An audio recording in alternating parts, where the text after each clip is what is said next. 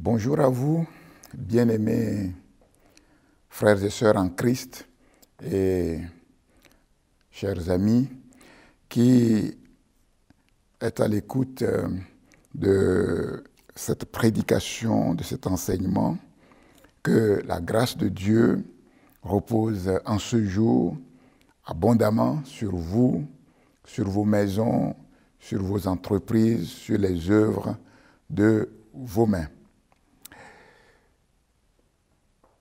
Donc, avant d'ouvrir la parole de Dieu, juste deux annonces. La première annonce concerne l'offrande de soutien à la famille de notre bien-aimée sœur Marianne, qui est maintenant dans la patrie céleste. Donc, les obsèques, par la grâce de Dieu, se sont bien déroulées au cimetière du Blanc-Ménil. Plusieurs frères et sœurs ont pu se déplacer et tout s'est bien passé par la grâce de Dieu. Donc tous les frères et sœurs qui veulent faire un geste de soutien, ce que nous encourageons fortement, peuvent garder leurs offrandes et la collecte va être faite quand nous allons reprendre nos cultes dans nos locaux. Vous savez que nous préparons effectivement la reprise de nos cultes. Donc gardez vos enveloppes et elles seront collectées lorsque nous allons reprendre nos cultes. Donc la deuxième annonce concerne bien sûr la reprise de nos cultes dans nos locaux. Donc les choses vraiment sont bien en place pour la reprise de nos locaux en présentiel, ici même dans nos locaux, mais pour l'instant ce qui pose problème, c'est le matériel pour la diffusion de nos cultes en direct. Donc il est impératif que lorsque nous allons reprendre nos cultes dans nos locaux, de pouvoir diffuser en direct le culte pour tous ceux qui ne pourront pas assister. Donc le groupe de communication est en train de prendre les devis, ça prend un peu de temps et nous serons, Dieu voulant, en mesure de vous donner des informations plus précises certainement le dimanche prochain. Sinon, les choses avancent très bien par la grâce de Dieu. Nous allons prier le Seigneur. Seigneur notre Dieu, nous nous recommandons à ta grâce en ce jour, en ce moment. Et nous savons que tu es fidèle et que nous pouvons en tout temps nous confier entièrement à toi, Seigneur. Merci de nous assister par ton esprit. Merci de nous donner l'onction. Oui, l'onction dont j'ai besoin pour communiquer cet enseignement, cette prédication. Père éternel, oui, ta parole nous dépasse infiniment. Personne n'est suffisant, oui, pour ces choses, pour le service de la prédication de la parole. Mais le Saint-Esprit nous a été donné pour nous conduire dans la vérité, que l'Esprit de Dieu, oui, prenne le contrôle de tout mon être, corps, âme et esprit, et le disposer à être cet instrument que Dieu veut pour communiquer, oui, sa parole de manière à ce que tous ceux qui sont au bénéfice de ces enseignements soient touchés au plus profond de leur cœur. La même onction qui agit, oui, sur toutes les maisons partout, où, oui, des hommes, des femmes se sont prédisposés à écouter ce message. Le Saint-Esprit, oui, qui couvre la terre comme l'océan couvre le fond de la mer, oui, qui sait toutes choses, oui, manifeste sa gloire dans leur maison afin de disposer leur cœur, leurs oreilles à écouter attentivement ce message et à le recevoir comme il est réellement la parole de Dieu qui est efficace et vivante, qui agit en profondeur dans les cœurs pour accomplir l'œuvre pour laquelle le Seigneur l'a envoyé. Oui, que l'Esprit de Dieu tienne en échec tous les ennemis de la parole, tous les ennemis du peuple de Dieu, de quelque manière qu'ils se manifestent et d'où qu'ils se manifestent, oui, qu'ils soient neutralisés et que leur pouvoir soit brisé par la puissance du Saint-Esprit. Au nom de Jésus, Amen. Amen. Donc, juste une introduction à ce message. Donc, comme vous l'avez remarqué, en fait, le message que je donne, bien sûr, c'est afin que le peuple de Dieu se prépare, soit prêt pour ce grand événement glorieux, le retour du Seigneur et l'enlèvement de l'Église. Et donc ces messages aussi ont vocation à vraiment restaurer les bases, les fondements, la fondation de la vie chrétienne. Et c'est important, effectivement, si nous voulons aller plus loin dans les choses de Dieu, si nous voulons être prêts, bien nous préparer, il est important que les bases soient bien restaurées, les fondements aussi le soient. Et la vie d'Abraham nous est donnée comme un modèle de foi. Un modèle de foi qui nous enseigne que Abraham, contrairement à ce que beaucoup peuvent penser, n'est pas un surhomme. Il n'est pas un homme surnaturel. C'est un homme de la même nature que vous, que moi. Et donc, par conséquent, comme Abraham, oui, nous faisons dans notre marche avec Dieu des erreurs. Nous faisons tous des erreurs et nous commettons aussi des fautes. Des erreurs par ignorance, parce que nul ne peut dire qu'il connaît parfaitement le plan de Dieu chaque heure, chaque instant, chaque jour. Nous commettons comme Abraham des erreurs aussi par une mauvaise interprétation parfois de la parole de Dieu. Là aussi, personne ne peut dire qu'il connaît parfaitement la parole de Dieu. Ce fut le cas d'Abraham. En fait, ce sont des fautes qui ne sont pas des fautes programmées. Ce sont des fautes qui ne sont pas des fautes involontaires.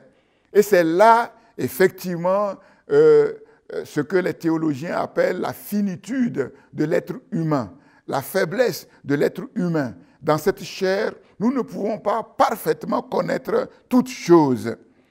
Et comme Abraham, oui, nous corrigeons aussi nos erreurs point par point quand c'est possible, en revenant à la parole de Dieu comme Abraham l'a fait. Ce qui est par contre grave dans la marche avec Dieu, ce sont les péchés volontaires.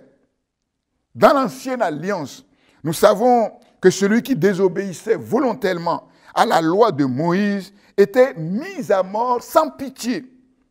Dans la nouvelle alliance, pécher volontairement, c'est mépriser le Fils de Dieu.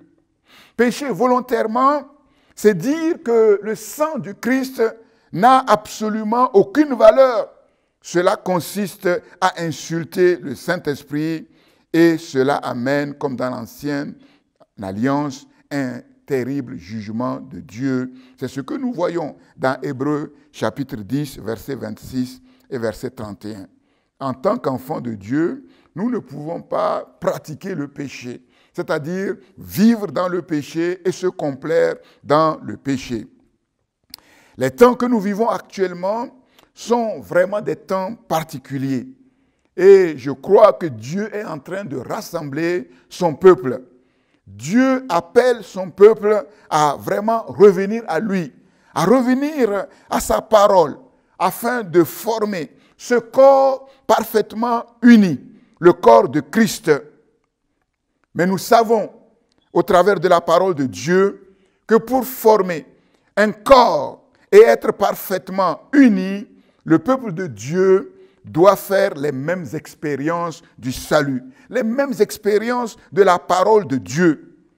Premièrement, la foi, la repentance et la conversion, c'est-à-dire le renoncement à soi, la séparation radicale d'avec le monde et son système, permettant de faire l'expérience de ce que la Bible appelle la nouvelle naissance. C'est-à-dire cette semence de Dieu, cette graine de Dieu qui vient dans le cœur d'un être humain et qui communique quelque chose de Dieu et qui amène une nouvelle nature, l'amour de Dieu qui vient dans le cœur de celui qui passe par ces expériences. Et c'est la grâce que Dieu donne en vue du salut. Et nous savons tous que nous ne sommes pas sauvés par nos œuvres, mais nous sommes sauvés par grâce, par le moyen de la foi. Et cela ne vient pas de nous, afin que personne ne se glorifie. Ensuite, c'est le baptême d'eau. Le baptême d'eau, c'est la cérémonie officielle indiquant le changement radical qui a pris place, le changement de système de vie et le formatage nouveau qui se met en place au travers de l'engagement à vivre conformément aux valeurs du royaume de Dieu, conformément aux principes de la parole de Dieu. Troisièmement, c'est la consécration. La consécration qui doit être totale. Offrir vos corps comme un sacrifice vivant, saint, agréable à Dieu. C'est à partir de là que nous devenons de l'argile entre les mains du potier. Et c'est à partir de là que Dieu, oui, commence son travail en profondeur dans nos cœurs. Sans la consécration totale, oui, le processus de Dieu ne peut pas être enclenché. C'est le processus, bien sûr, de la sanctification. Mon corps, ma vie, entièrement soumis à la parole de Dieu. L'obéissance totale à Dieu et à sa parole. Et enfin, quatrièmement, nous découvrons notre vocation, le plan de Dieu pour notre vie, c'est-à-dire notre destinée. Et ce sont là toutes les conditions et les exigences fondamentales pour être disciple du Christ, pour être membre du peuple de Dieu, du corps du Christ, pour grandir spirituellement, progressivement, jusqu'à la stature parfaite du Christ. Et je crois que c'est ce que beaucoup n'ont pas compris ou refusent de comprendre. Ces conditions, ces exigences divines du salut ne sont pas seulement pour une catégorie de personnes, ne sont pas seulement pour les pasteurs, mais pour tous les enfants de Dieu. Elles ne sont pas négociables. À moins de passer par ces expériences spirituelles, la vie chrétienne ne pourra pas être ce que la Bible dit qu'elle doit être.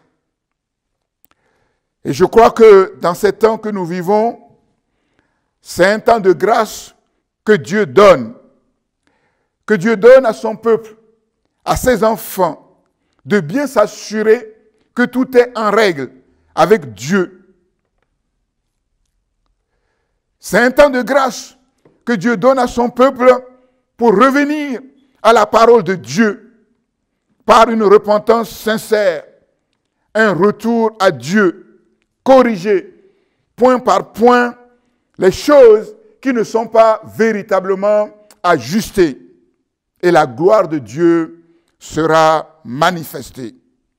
À quoi reconnaît-on le disciple du Christ? Vous le savez, il manifeste le caractère et la mentalité du Christ, son maître.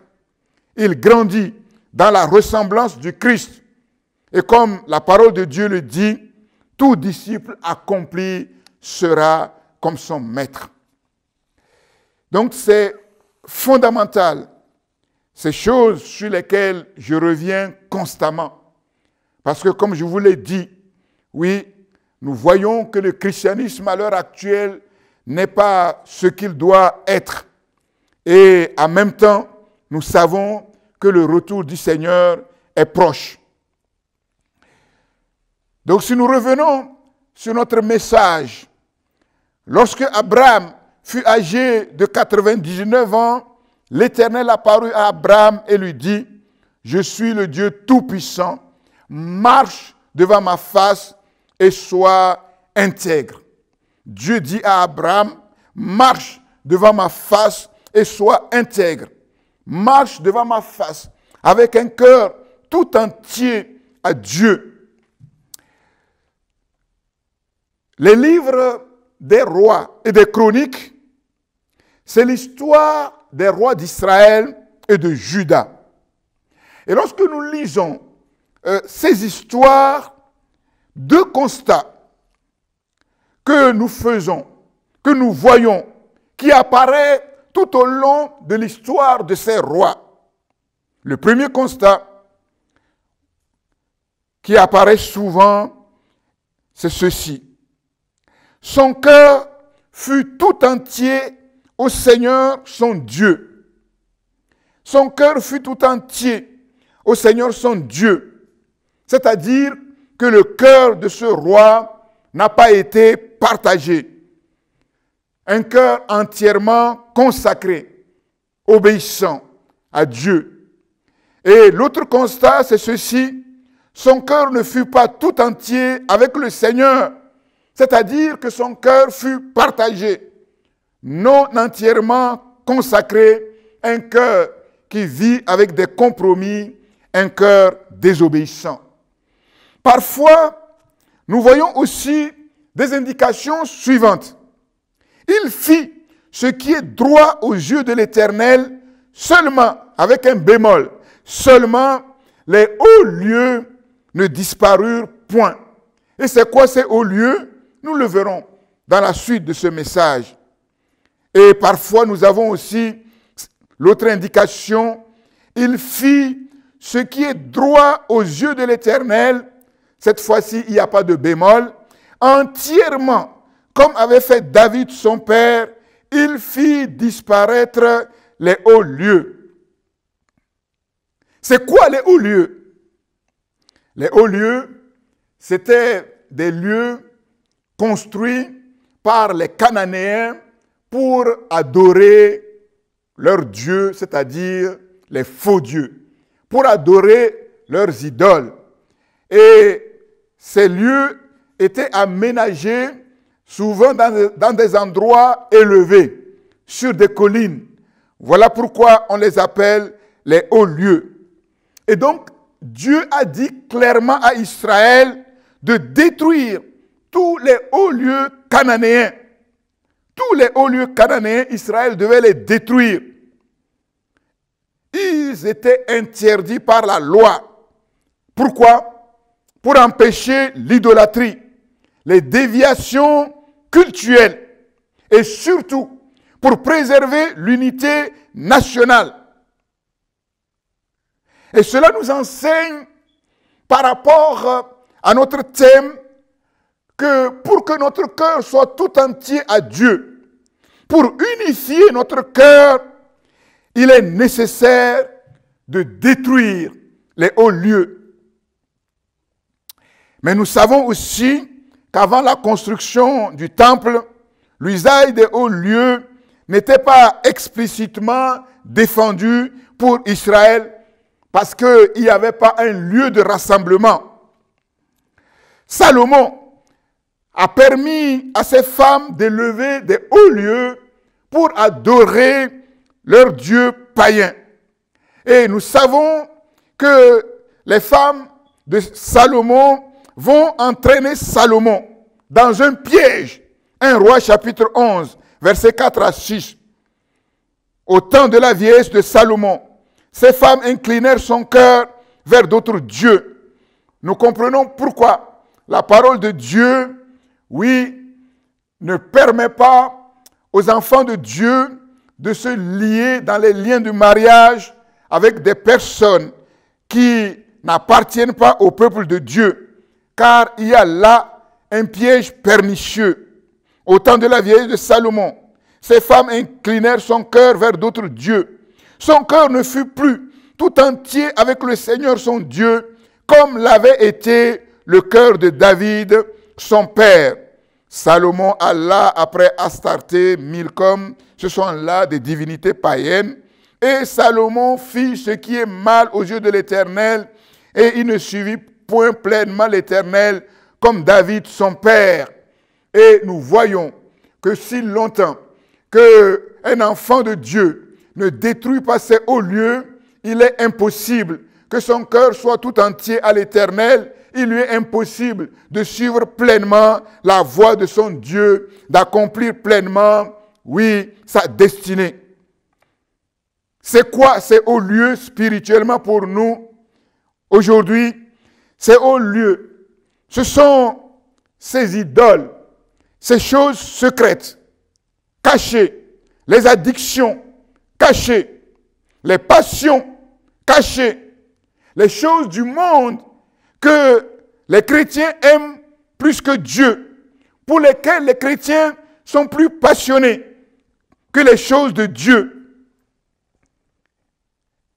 Et il est important, impératif, de les discerner, de les identifier et de les détruire. Ézéchias et Josias ont été les seuls rois dans l'histoire des rois d'Israël qui ont détruit complètement les hauts lieux. Et à propos du roi Asa, il y a le roi Asa, c'est le troisième roi d'Israël après Salomon. Il y a ce constat un peu mystérieux. Voici ce que ce constat dit à propos du roi Asa. Mais, 1 Roi chapitre 15, verset 14. Mais les hauts lieux ne disparurent pas, quoique le cœur d'Asa fut tout entier avec le Seigneur pendant toute sa vie. 1 Roi 15, 14. Mais comment est-ce possible? Un cœur à la fois partagé et non partagé. Les hauts lieux ne disparurent pas, quoique le cœur d'Asa fut tout entier à l'Éternel. Est-ce qu'un cœur peut être tout entier à l'Éternel avec des hauts lieux, C'est là où nous comprenons que le cœur de l'homme est un abîme. Il n'y a que Dieu et Dieu seul qui peut connaître parfaitement le cœur d'un être humain. Un chrétien qui peut donner en apparence tous les signes que son cœur appartient à l'Éternel, et cependant, des hauts lieux sont là. Ce que nous savons du roi Asa, c'est qu'il a bien commencé, mais il a mal fini. On peut tromper les hommes, mais on ne peut pas tromper Dieu. C'est quoi un cœur partagé? Un cœur partagé, c'est un chrétien qui a une vision du monde qui n'est pas conforme à la parole de Dieu. Il y a dans sa vie des domaines qui sont gérés sans Dieu, sans le conseil de la parole de Dieu, de manière autonome, contraire à la volonté de Dieu.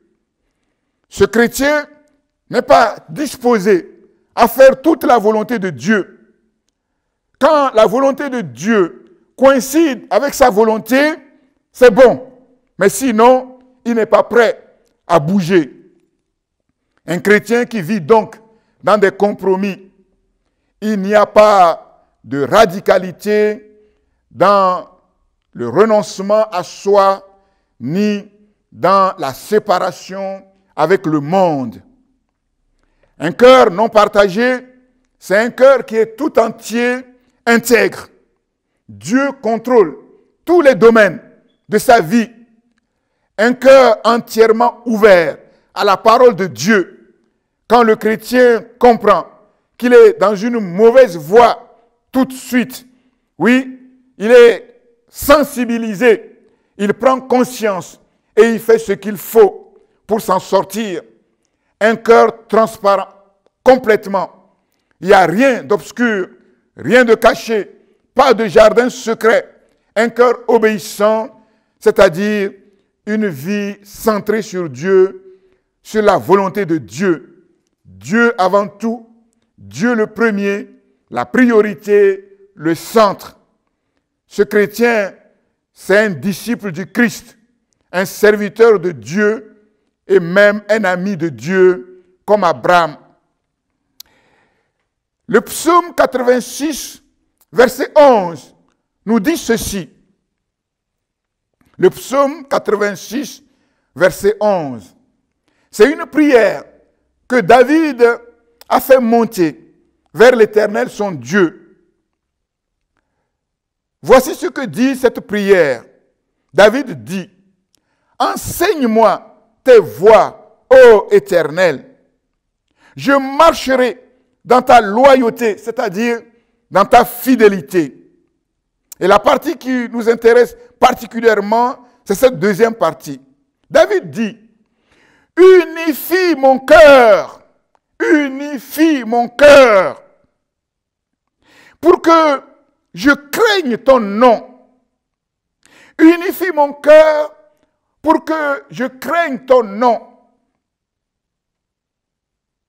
David ne voulait pas que quelque chose ne vienne dans son cœur et qui soit contraire au plan de Dieu, à la volonté de Dieu.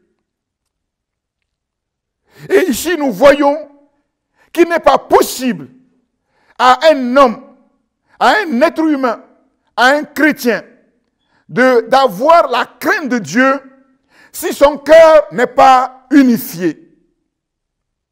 Il n'est pas possible à un cœur partagé de manifester de la crainte de l'Éternel. Et nous savons l'importance de la crainte de Dieu.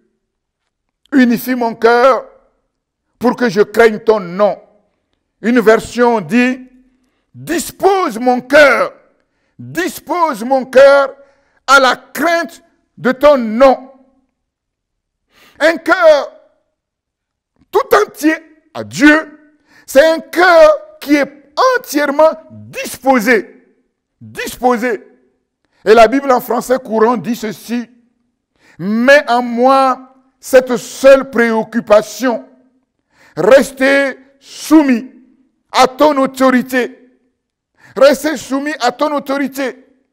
Un cœur tout entier à l'Éternel, c'est un cœur qui n'a qu'une seule préoccupation, être soumis à Dieu, être obéissant à la parole de Dieu. Et David, oui, demande à Dieu de lui accorder cette grâce d'unifier son cœur, que son cœur ne soit pas partagé, mais que son cœur soit tout entier à l'Éternel, son Dieu. Une prière que nous devons nous approprier, faire notre, toute notre vie sur la terre. Veiller à ce que, oui, notre cœur soit tout entier à l'Éternel. C'est là le processus de la sanctification. La sanctification, chez les réformateurs, comment les réformateurs définissaient la sanctification? Chez les réformateurs, Luther, Calvin, les autres, la sanctification, c'est le fait de juger, d'évaluer tous les domaines de notre vie à la lumière de la Bible, à la lumière de la parole de Dieu. Évaluer tous les domaines de notre vie à la lumière de la parole de Dieu. Ta parole est une lampe à mes pieds, une lumière qui éclaire mon sentier. Une lumière qui éclaire mon sentier. C'est cette parole qui nous fait voir le chemin que Dieu a tracé pour nous. C'est cette parole qui éclaire notre sentier afin de savoir comment marcher sur ce sentier. Comment le jeune homme, la jeune fille ou même l'homme peut-il rendre pur son sentier? Comment? En marchant d'après la parole de Dieu. C'est uniquement par la parole de Dieu, oui, que je peux marcher sur le sentier pur, dans la sanctification. Dans la sanctification. Je serre ta parole dans mon cœur afin de ne pas pécher contre toi. C'est le psaume 119, les versets 9, 11 et 130. Et pour les réformateurs, la sanctification, c'est le fait de juger, d'évaluer tous les domaines de notre vie à la lumière de la parole. Et si nous actualisons, qu'est-ce que cela signifie pour nous aujourd'hui? Cela signifie que je dois évaluer tout mon être, mon corps, les actions de mon corps, mon âme, mon esprit, mon cœur. Je dois évaluer tout ce qui se passe dans mon cœur, dans mes pensées, dans mes sentiments, à la lumière de la parole de Dieu. Les pensées que j'ai, est-ce qu'elles sont fondées sur la parole de Dieu? Les sentiments que je manifeste, est-ce qu'ils sont fondés sur la parole de Dieu? La Bible dit, l'homme spirituel a les pensées du Christ, c'est-à-dire les pensées fondées sur la volonté de Dieu. L'homme spirituel doit manifester les sentiments du Christ. Ayez les sentiments qui étaient en Christ. Et nous sommes appelés, si nous voulons marcher dans le processus de la sanctification, oui, d'évaluer nos sentiments, nos émotions, nos pensées, nos cœurs. Garde ton cœur plus que toute autre chose, car de lui viennent les sources de la vie. Et comment je peux le garder? Oui, toujours en évaluant ce qui se passe dans mon cœur à la lumière de la parole de Dieu. Juger, évaluer, oui, notre éducation, nos relations familiales à la lumière de la parole de Dieu. Et la Bible nous dit que nous avons tous hérité de nos pères la vaine manière de vivre. Est-ce que, oui, j'ai corrigé cette vaine manière de vivre par la parole de Dieu? Les relations familiales, si nous voulons qu'elles soient bonnes, qu'elles soient justes et qu'elles ne deviennent pas un piège pour nous, nous devons les vivre sur la base de la parole de Dieu. Évaluer les traditions. Et nous connaissons tous l'importance des traditions. Jésus dit à Israël, votre problème, c'est que vous avez annulé toute la parole de Dieu par vos traditions. On peut annuler toute la parole de Dieu par les traditions. Et je crains que beaucoup d'enfants de Dieu ne savent pas faire la part des choses entre ce qui est tradition et ce qui est la parole de Dieu. Surtout lorsqu'il s'agit des fêtes, lorsqu'il s'agit de mariage, lorsqu'il s'agit aussi des obsèques. Bien souvent, malheureusement, les enfants de Dieu font beaucoup de choses parce que tout le monde les fait, mais sans savoir si ces choses qu'ils font sont conformes ou non à la parole de Dieu. Et il y a là des pièges que le diable tend aux enfants de Dieu. Il y a là les portes ouvertes à l'ennemi. Et je crains que malheureusement, beaucoup de mariages, même au sein des églises, ont été contractés non pas selon la volonté de Dieu, mais sur la base des traditions. Oui, beaucoup se marient parce que, oui, tout le monde dit que pour être heureux, il faut se marier. C'est écrit où? Dans la parole de Dieu. C'est écrit nulle part que ceux qui sont célibataires ne peuvent pas être heureux. Mais si on rentre dans le mariage sur cette base-là, oui, il n'est pas étonnant qu'on constate de plus en plus de divorces dans les églises.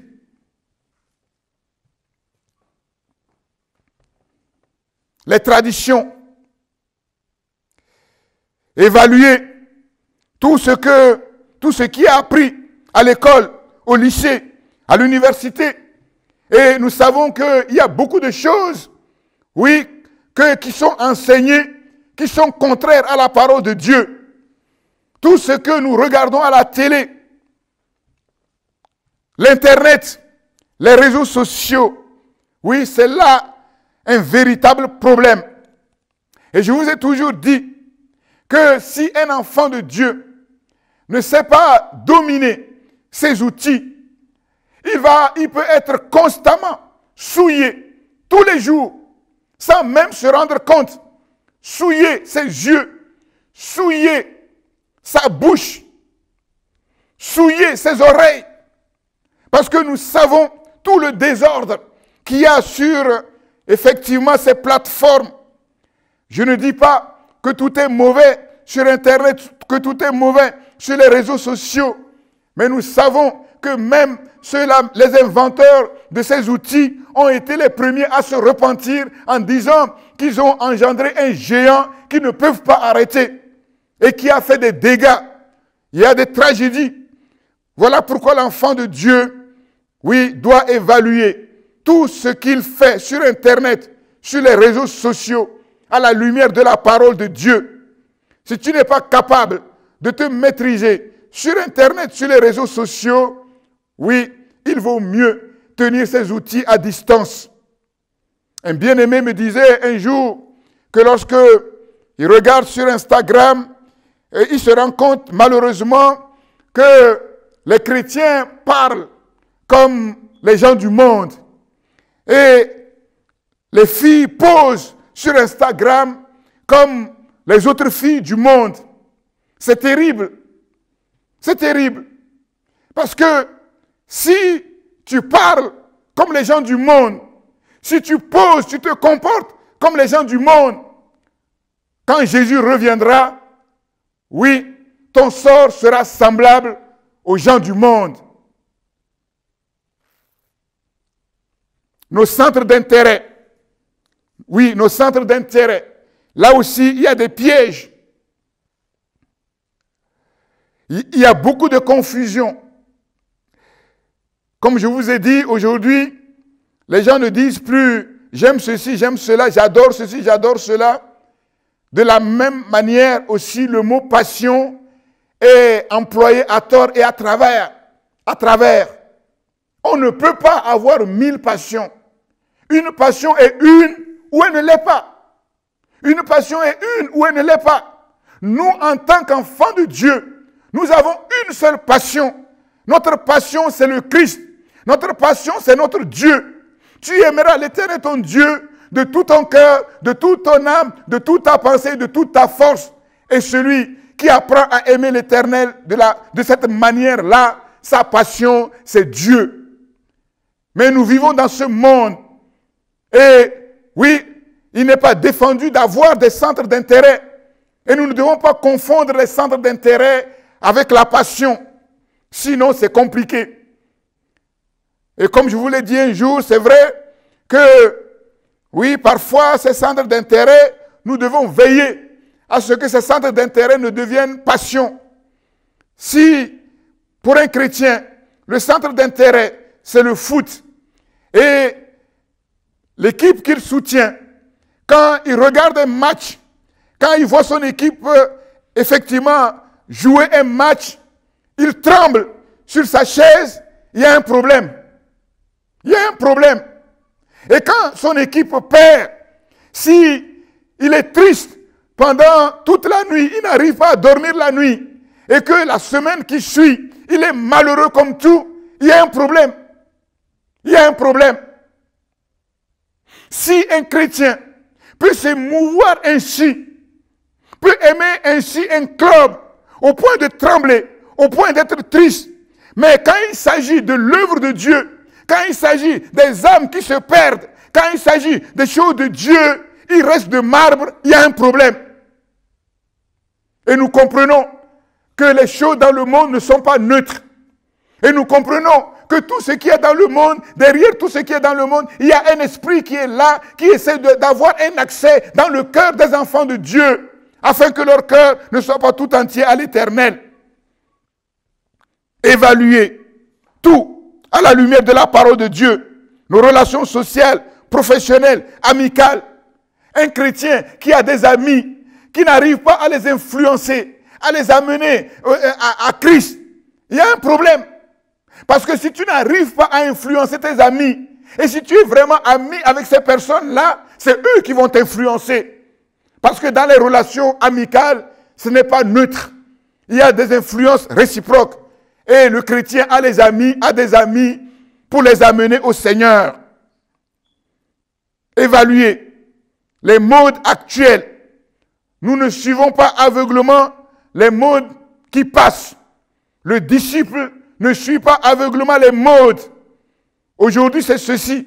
Demain, c'est cela. Oui.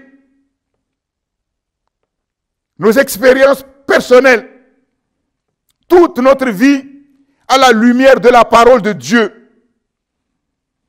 Et comme je l'ai dit, le disciple fait ces choses et ce n'est pas commandement sur commandement. Pour le disciple du Christ, c'est normal. Pourquoi? C'est le signe, la preuve qu'il y a eu rupture avec le système du monde. C'est le signe, la preuve qu'il y a un formatage nouveau. Oui, qui a commencé dans sa vie, qui s'est enclenché dans son cœur. La Bible dit dans 1 Jean chapitre 2 verset 15 à 17, « N'aimez point le monde, ni les choses qui sont dans le monde. N'aimez point le monde, ni les choses qui sont dans le monde. Si quelqu'un aime le monde, l'amour du Père n'est point en lui. » Donc Dieu dit ici qu'il n'est pas possible à un enfant de Dieu, à quelqu'un qui se dit enfant de Dieu, qui a reçu l'amour de Dieu dans son cœur, il ne lui est pas possible d'aimer le monde. S'il aime le monde, c'est que l'amour de Dieu n'est pas venu dans son cœur. Car tout ce qui est dans le monde, la convoitise de la chair, la convoitise des yeux et l'orgueil de la vie ne vient point du Père, mais vient du monde. Donc, ici, la parole de Dieu dit que l'enfant de Dieu, le disciple du Christ, ne peut pas aimer le monde. Pourquoi?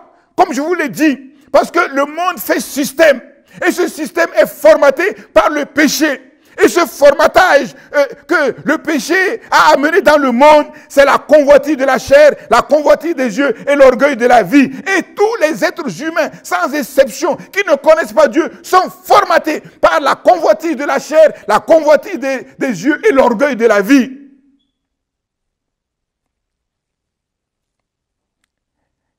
L'enfant de Dieu, lui, il est libéré de ce formatage. Parce que l'amour de Dieu est venu dans son cœur. Et le nouveau formatage qu'il a reçu, c'est l'obéissance. Et le monde passe, et sa convoitise aussi. Mais celui qui fait la volonté de Dieu demeure éternellement. Celui qui fait la volonté de Dieu, c'est celui qui obéit à la parole de Dieu.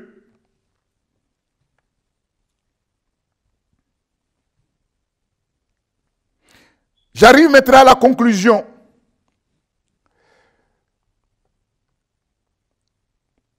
La vie d'Abraham nous parle de l'importance des modèles. Et vous savez qu'il est impossible.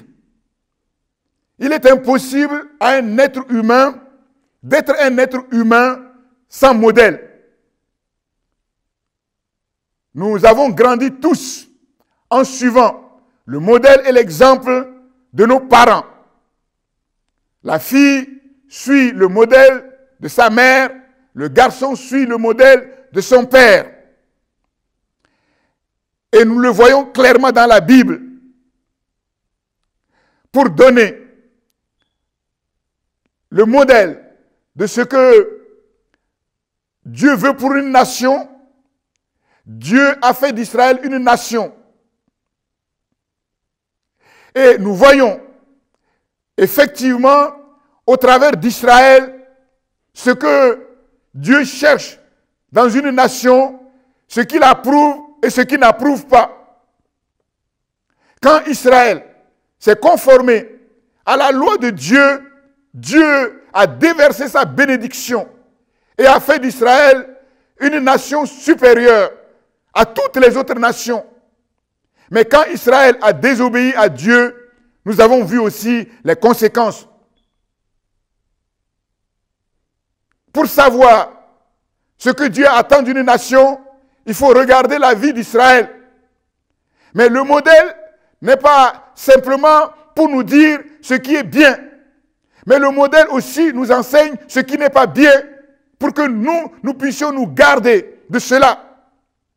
Et de même, Israël a été un modèle un peu comme l'Église, un peu comme les croyants d'aujourd'hui.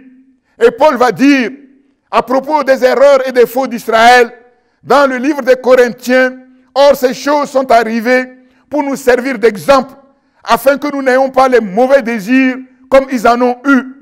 Ces choses ont été écrites pour notre instruction, à nous qui sommes parvenus à la fin des siècles. » Nous avons tous besoin de modèles.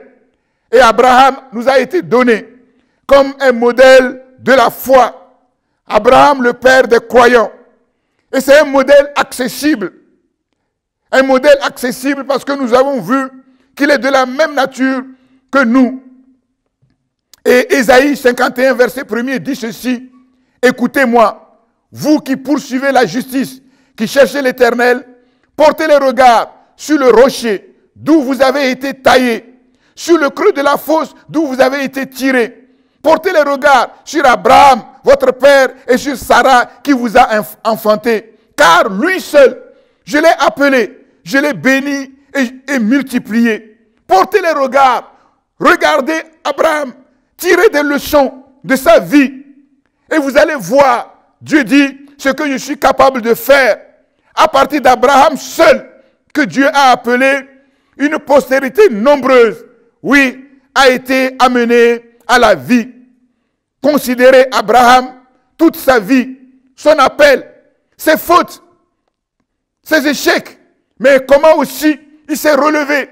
Il a corrigé les choses, sa foi, son obéissance. Il a appris l'obéissance jusqu'à l'obéissance parfaite. Et son obéissance a atteint le point culminant par le sacrifice de son fils Isaac. Et là, nous avons vu que Abraham, qui a appris l'obéissance, là, oui, s'est soumis de manière inconditionnelle à son Dieu. Et à cause de son obéissance parfaite, Abraham a été appelé l'ami de Dieu. Son succès et sa fin. Cet homme qui a 100 ans ne pouvait pas enfanter. Nous voyons que Dieu lui a donné, après la mort de Sarah, une autre épouse. Et nous avons vu que Dieu a multiplié ses années. Chouraki dit, regardez le roc d'où vous avez été équarri, le marteau dans la fosse, c'est-à-dire dans la carrière d'où vous avez été extrait. Et la carrière ici, c'est le lieu où on extrait des pierres, des matériaux pour la construction. Et équarrir, c'est un mot que j'ai appris, oui, au travers de la préparation de ce message. Équarrir signifie rendre carré, tailler à angle droit. Donc Dieu nous équarrit. Dieu travaille avec précision. Dieu travaille dans la perfection. Dieu ne bricole pas. Quand Dieu dit, soyez parfaits, comme je suis parfait, nous voyons que les hommes qui se soumettent à la parole de Dieu, qui marchent avec Dieu, avec un cœur tout entier, Dieu travaille avec précision pour les équarrir. Mal équarrir, c'est rendre grossier à l'état d'ébauche. Oui, comme une tour inachevée. Et on voit des chrétiens qui se sont convertis depuis quelques années, mais quand on regarde leur vie, en fait leur vie chrétienne, oui, est un peu grossière, toujours à l'état d'ébauche. Par son obéissance, Abraham s'est laissé équarrir par Dieu pour devenir un monument, une tour, un chef-d'œuvre sur la terre, un ami de Dieu. Il est entré dans la cour des grands, il a accompli sa destinée. Mais nous, au-delà d'Abraham, et plus qu'Abraham, nous sommes taillés, équarris, dans le grand rocher des siècles, Jésus-Christ. C'est là le privilège de la nouvelle alliance. Et Hébreu 12, 1 à 3 dit ceci. Nous donc aussi, puisque nous sommes entourés d'une si grande nuée de témoins, donc Dieu a équarri beaucoup. Oui, une grande nuée de témoins. une grande nuée de ces hommes et de ces femmes qui se sont laissés équarrir comme Abraham pour devenir des témoins véritables de Dieu et du Christ. Rejetons tout fardeau et le péché qui nous enlace si facilement et courons avec persévérance dans l'épreuve, la carrière, la vocation qui nous est proposée, les yeux fixés sur Jésus, qui est le pionnier de la foi et qui la porte à son accomplissement. Le chef et le consommateur de notre foi, c'est lui qui a suscité notre foi et qui l'amène à la perfection.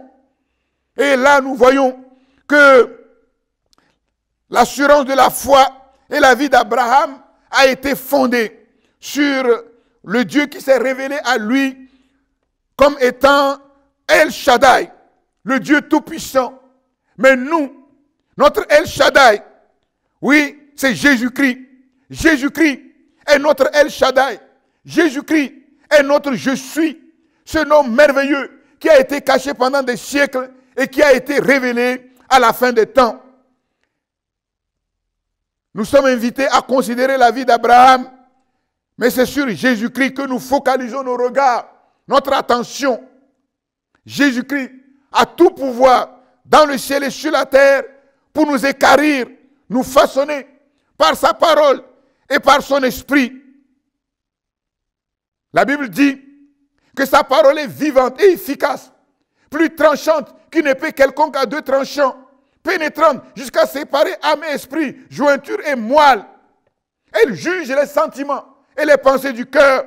Nulle créature n'est cachée devant lui, mais tout est nu et découvert aux yeux de celui à qui nous devons rendre compte.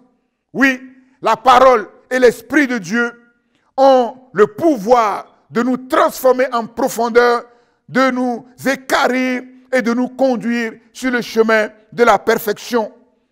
La parole et l'Esprit nous rendent capables de marcher devant la face de l'Éternel sur le chemin de notre destinée avec un cœur tout entier à l'Éternel.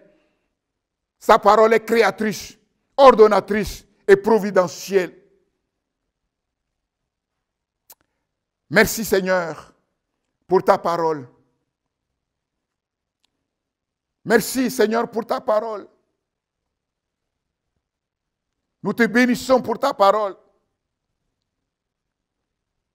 Et nous disons que ta parole, par l'Esprit de Dieu qui opère dans cette parole, accomplit son œuvre. Seigneur, ta parole et ton esprit nous donnent le pouvoir, Seigneur, de renverser les forteresses, toute hauteur qui se lève contre la connaissance de Dieu. Amener toute pensée captive à l'obéissance du Christ. Seigneur, oui, toutes ces forteresses, Seigneur, qui empêchent tes enfants d'aller de l'avant, de courir dans la carrière, oui, que tu as tracée pour ta gloire, Seigneur, pour leur bien et pour le salut. Seigneur, que cette parole, que ces forteresses soient renversées au nom de Jésus-Christ. Seigneur, les forteresses de l'incrédulité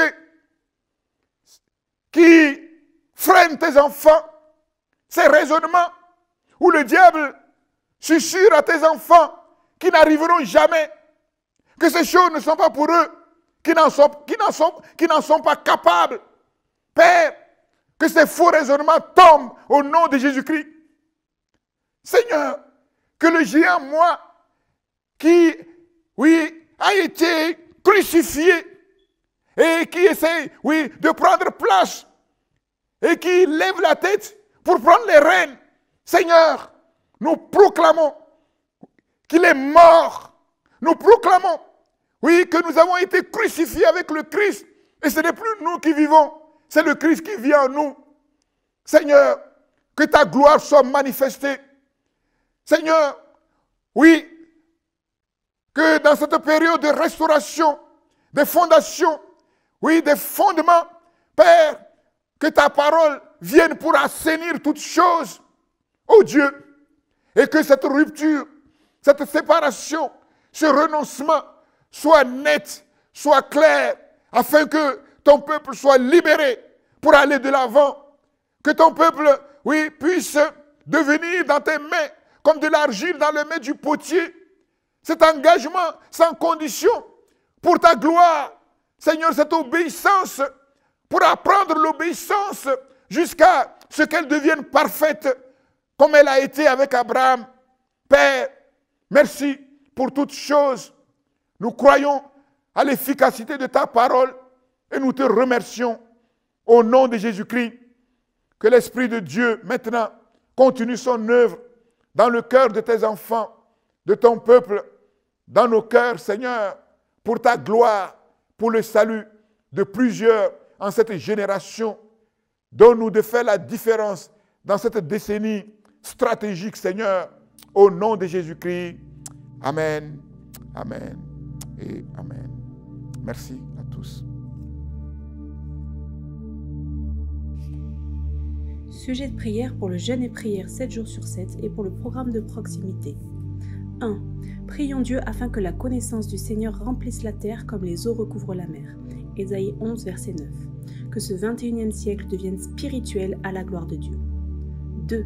Crions au Dieu bon et miséricordieux, afin qu'il délivre les habitants de la terre de leurs angoisses, qu'il brise leurs liens, qu'il les fasse sortir des ténèbres et de l'ombre de la mort, qu'il envoie sa parole et les guérisse. Psaume 107. 3.